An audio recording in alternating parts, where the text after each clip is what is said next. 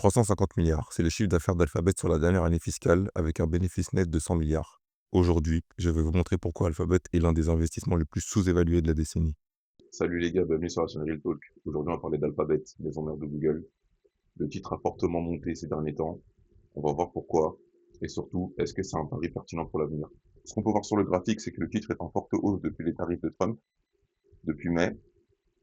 Est-ce que c'est justifié? Pour moi, totalement. Je ne sais pas si vous avez vu la dernière news. Ce qu'on peut voir, c'est que Meta et Google sont en discussion pour un accord pour utiliser les TPU de Google.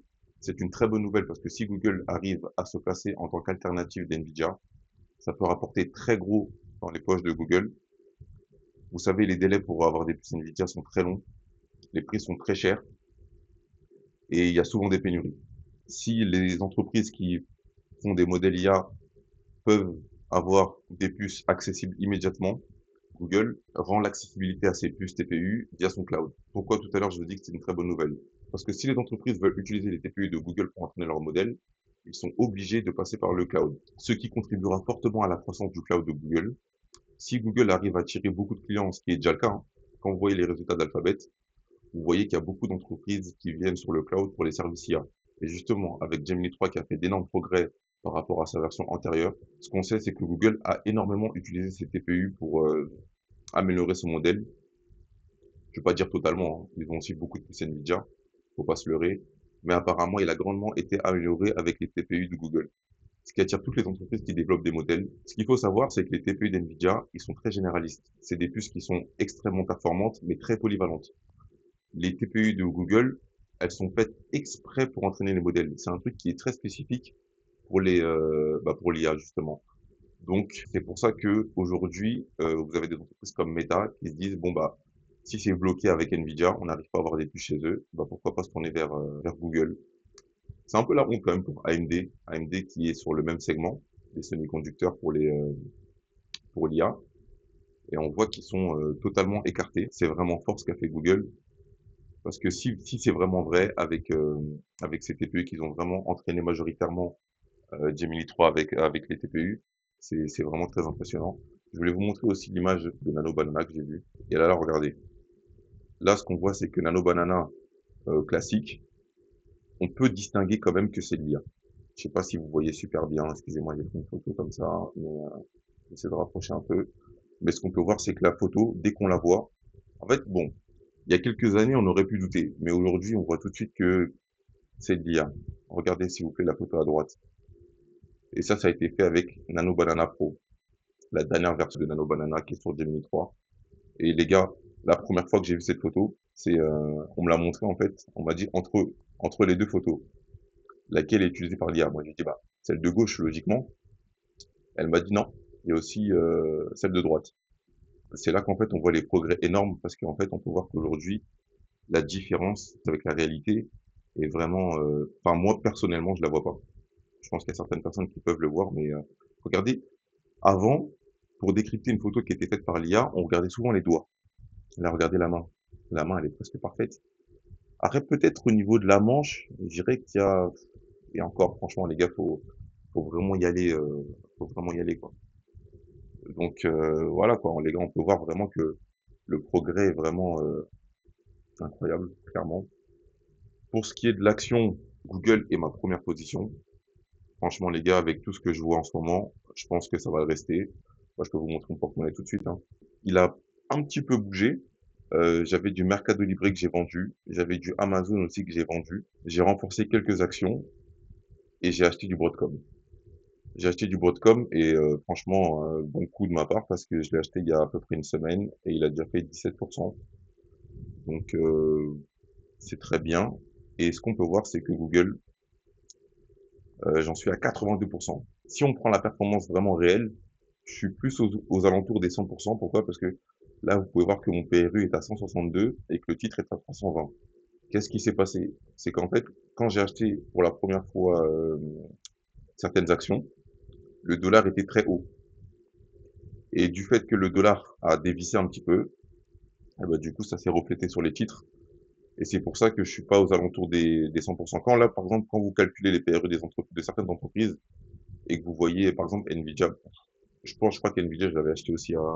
Non, peut-être je l'ai acheté. Parce qu'NVIDIA, comme je vous ai dit, le portefeuille, je l'ai fait en mai.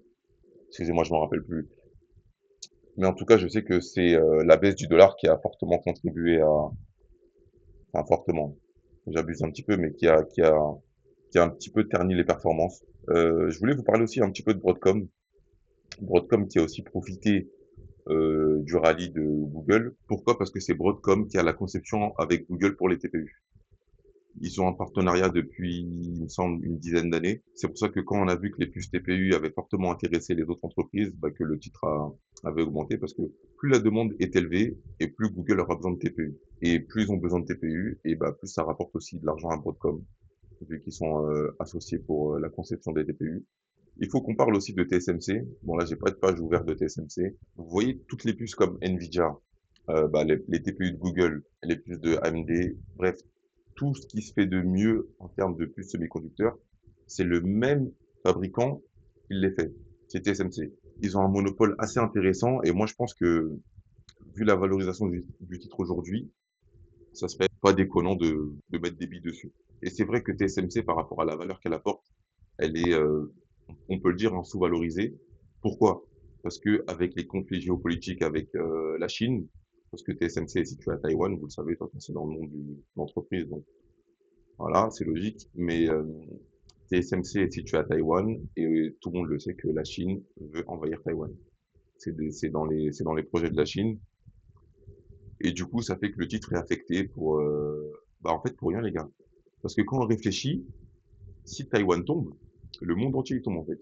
La punition qui est infligée à TSMC, elle devrait être appliquée à toutes les entreprises dans ce cas-là. Parce que si TSMC tombe, il n'y a plus d'Apple. Parce que oui, si les puces M1, les puces des Mac, des iPhones, elles sont toutes faites par TSMC aussi. Je vous l'ai dit, toutes les puces les plus avancées du monde sont faites par cette entreprise-là. Donc si demain cette entreprise tombe, plus d'Apple, plus de Google, même plus d'Nvidia, plus de Broadcom, plus de Broadcom, plus personne les gars, plus personne, plus de toutes les entreprises qui ont besoin de puces les plus avancées ne pourront plus tourner. Donc je trouve que c'est pas juste, mais bon, depuis qu'ils ouvrent des usines aux États-Unis, peut-être que la tendance va s'inverser un peu.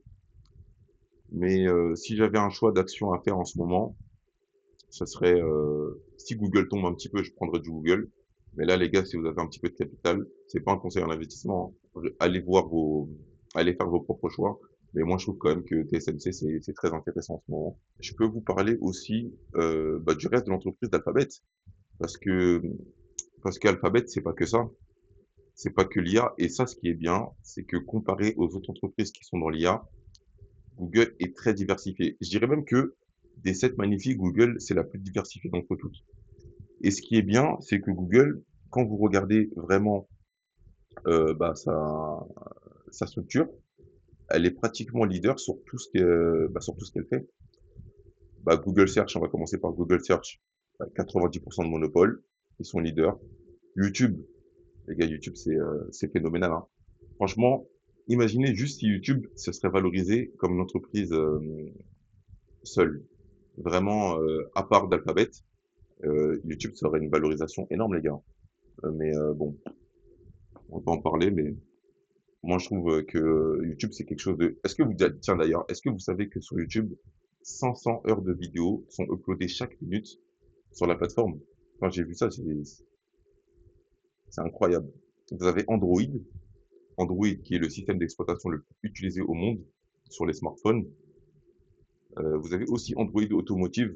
Là, c'est pas indiqué sur le tableau. Vous voyez aujourd'hui tous les nouveaux systèmes d'exploitation qu'il y a dans les véhicules. Et ben, ça vient de Google, les gars. Tout ce qui est Porsche, Volvo, BMW, euh, Ford, General Motors, plein, Renault aussi. Renault, j'ai vu ça récemment. Bah, tout ça, les gars, c'est Google. Là, vous avez aussi le cloud, vous avez Google Maps. Google Maps, qui est le premier GPS, la première carte, comme vous voulez. C'est le GPS le plus utilisé. Et ce qui est marrant, vous savez quoi, c'est que ils ont aussi Waze. Et Waze, c'est le deuxième. Donc voilà, c'est très impressionnant. Ils ont Google Play, Google Play les gars, je pense que vous connaissez, Chrome, Gmail, Workspace. Ça c'est pour les entreprises, très intéressant. Je l'ai testé, c'est vraiment pas mal.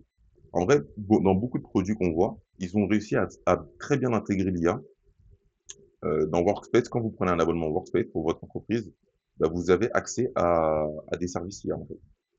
Et même si je l'ai pas dit pour Android, bon, Android, vous savez qu'aujourd'hui il y a Gemini sur les téléphones Android, vous avez vu ceux qui ont des Samsung, vous voyez très bien et ça fonctionne très bien. Sur YouTube, pour, euh, pour les analyses, l'IA est utilisée et bah, Google Search, aujourd'hui vous le voyez, quand vous faites une recherche simple, bah, il y a Overview. Overview, ça, bah, je pense que vous connaissez, mais quand vous faites une recherche, ça peut vous donner directement si vous posez une question du moins, ça va vous donner directement la réponse sans forcément aller perdre du temps à chercher sur les sites. Je voulais qu'on voit aussi OtherBet, tous les paris de Google. Là, ce qu'on peut voir, c'est qu'il y a Waymo, les gars Waymo, leader mondial de voitures autonomes, enfin mondial. Je sais pas ce qui se passe en Chine. Je sais qu'en Chine aussi, il y en a énormément des voitures autonomes.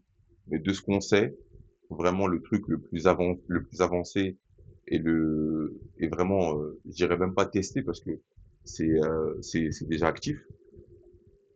Bah, c'est Waymo les gars. Waymo, on attend Tesla, mais bon, pour l'instant il y a que Waymo qui est sur le terrain et ça fonctionne très bien. À ma connaissance, il me semble qu'il n'y a jamais eu d'accident grave.